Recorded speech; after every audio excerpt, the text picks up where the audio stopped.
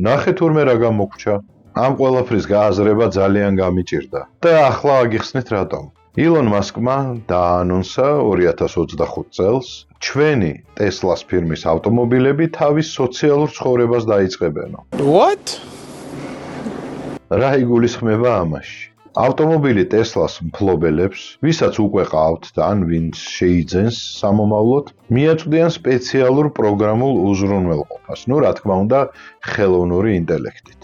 და რაში მდგომარეობს ავტომობილის სოციალური ცხოვრება? ანუ თქვენი ცხოვრებით იცხოვრებს, ის თავისი ცხოვრებით. აი მაგალითად წარმოიდგინეთ. დილით თქვენი ავტომობილით მიდიხართ სამსახურში, მერე რთავთ სპეციალურ აპლიკაციას ტელეფონით და თქვენი ავტომობილი მიდის სატაქსაოდ.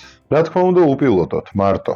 ეს არავის არ უყვირს, უპილოტო ტაქსები უკვე ძალიან ბევრი არსებობს და ბევრ ქვეყანაში. მოგეთ ეს თქვენი ავტომობილი წავა, მიიღებს შეკვეთებს კლიენტებისგან, ასე ვთქვათ, იტაქსავებს და საღამოს მოგაკითხავთ სამსახურში. ხოლო ეს პროგრამული უზრუნველყოფა რა იღირება თქვენთვის? თქვენი მანქანის მიერ გამომუშავებული თანხის 20%. გადაერიცხება ილონ მასკს. მართლა ძალიან საინტერესო და უცნაურ პერიოდში ვცხოვრობთ.